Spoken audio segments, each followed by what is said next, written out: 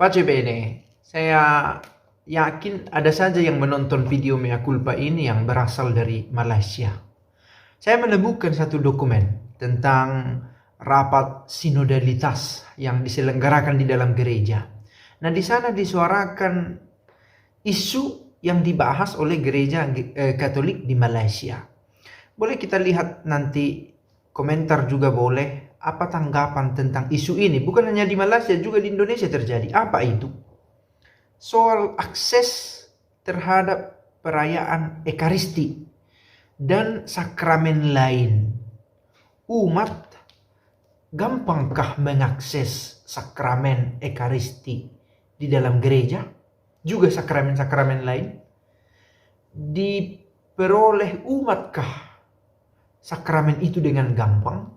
Ini pertanyaan, dan pertanyaan ini berangkat dari fakta. Apa saja fakta? Dikatakan di sini,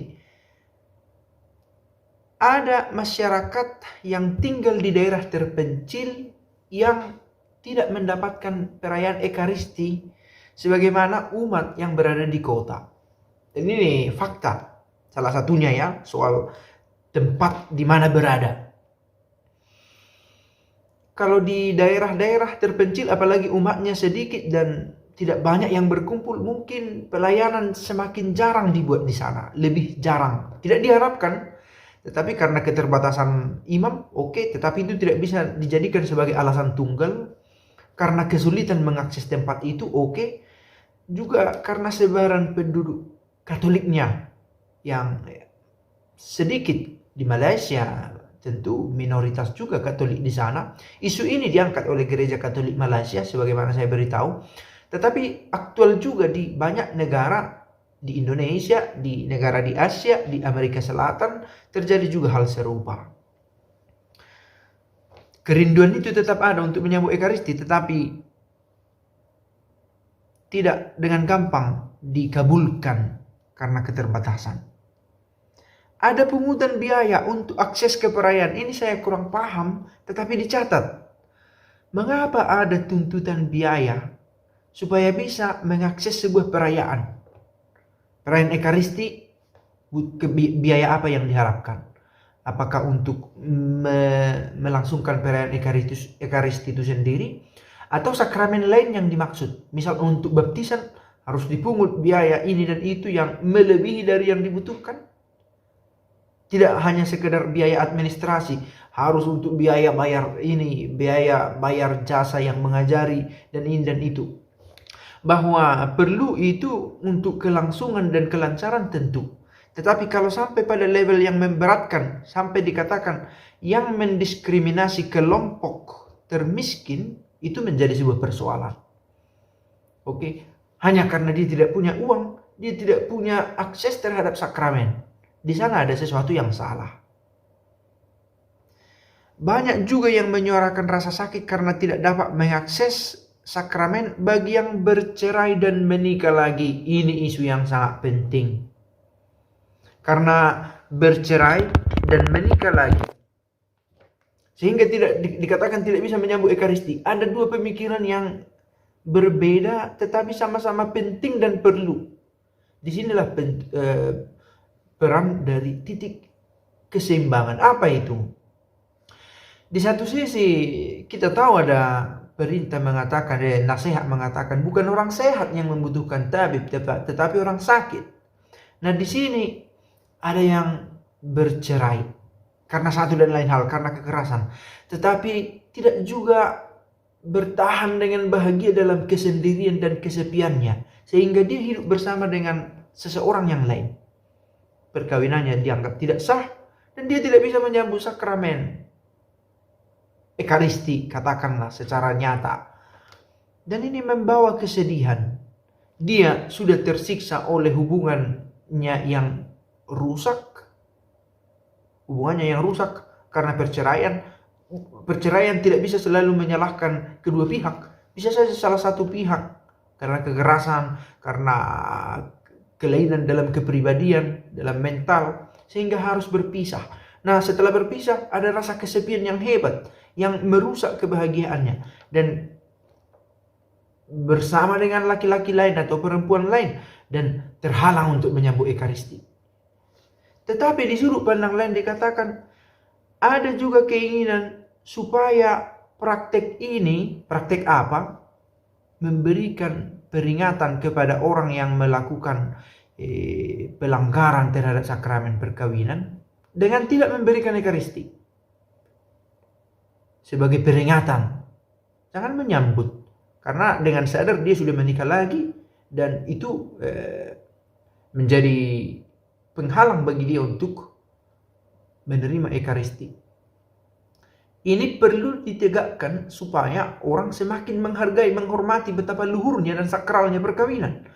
Ini dua ketegangan. Di satu sisi ada yang mengatakan janganlah menjadi sangat ketat seperti hukum Taurat baru perihal menyambut ekaristi itu. Bukankah orang sakit membutuhkan yang membutuhkan tabib, bukan orang sehat, tetapi orang sakit yang membutuhkan tabib, yang dalam hal ini tabib sesungguhnya adalah Kristus yang kita temukan dalam perayaan ekaristi, dalam hosti. Nah, tapi di sisi lain, tidakkah harus kita ingatkan bahwa orang-orang yang dengan sengaja menyeleweng, berbuat tak adil terhadap perkawinan diberikan peringatan? Tidakkah seharusnya demikian? Nah, di sini amat penting kebijaksanaan dan bilanca, keseimbangan. Gereja jangan menjadi sebuah institusi yang memenjarakan orang, tetapi institusi sangat diperlukan untuk merawat iman, untuk merawat nilai-nilai. Dalam hal ini gereja sangat berperan dalam merawat nilai-nilai. Karena pemikiran lain ada ketakutan yang meskipun ketakutan ini tidak selalu wajar. Kalau kita nanti beri komuni kepada orang yang bercerai dan menikah lagi, orang akan dengan gampang memutus hubungannya dan menikah lagi karena toh gereja tidak menghukum. Ini menjadi satu pemikiran yang bisa dipertimbangkan, yang sekali lagi harus dikatakan bukan sesuatu yang wajar. Mengapa tidak wajar? Bukan berarti karena orang yang bercerai dan kawin lagi diberi komuni maka orang menjadi bercerai dan kawin lagi. Bukan itu alasannya. Tetapi tetap harus diawaskan supaya jangan orang menganggap bercerai dan kawin lagi adalah sesuatu yang biasa dan umum.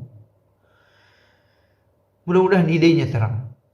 Jadi isu yang mau dibahas di sini adalah ada akses yang sulit untuk menyambut ekaristi. Apa itu? Tempat orang-orang yang jauh dari keramaian atau yang sedikit umatnya jarang merayakan ekaristi. Perlu diperjelas lagi, apakah pastornya kurang, apakah tempatnya terlalu jauh, apakah dan terlalu banyak pos-posnya. 3 pastor untuk 40 gereja misalnya. Saya pernah mengalami. Atau pastornya harus lebih digenjot untuk bekerja lebih giat. Oke, itu yang pertama soal tempat. Yang kedua, ada biaya untuk merayakan iman dan merayakan sakramen. Biaya apa ini? Jangan sampai biaya ini lebih dari yang dibutuhkan dan diperlukan dan menjadi sandungan. Jangan sampai dikatakan sampai mendiskriminasi kelompok termiskin karena kesulitan membayar sesuatu administrasi sehingga anaknya tidak bisa menerima sakramen ekaristi komuni pertama. Dan ada kebiasaan itu, setelah komuni pertama ada pesta. Nah, karena untuk pesta ini tidak ada persiapan yang cukup, ekaristinya nanti dulu, komuni pertamanya nanti dulu, ditunda dulu. Boleh jadi. Atau perkawinan, sakramen perkawinan, jangan dulu karena belum siap berpesta. Pesta adat, pesta ini. Atau membayar gereja dalam arti untuk administrasi, ditunda dulu. Atau ada tuntutan-tuntutan lain. Jadi ini bukan bermaksud mau menyalahkan pihak tertentu. Gerejanya, pengurus gerejanya, pastornya. Bisa jadi atau umatnya, atau pastornya, atau pengurusnya. Dosa bersama. Yang pasti ada biaya yang membebani dalam melangsungkan sebuah perayaan iman. Terutama ekaristi. Dan yang ketiga ini tadi. Jangan sampai menjadi sandungan aturan di dalam gereja tentang orang yang bercerai dan menikah tidak bisa menyambut Ekaristi lagi.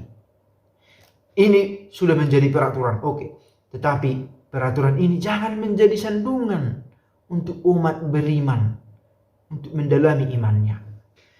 Ini aktual, isu aktual, dalam arti bukan sedang mencari-cari masalah, sudah menjadi masalah. Sudah menjadi masalah yang harus dihadapi oleh gereja.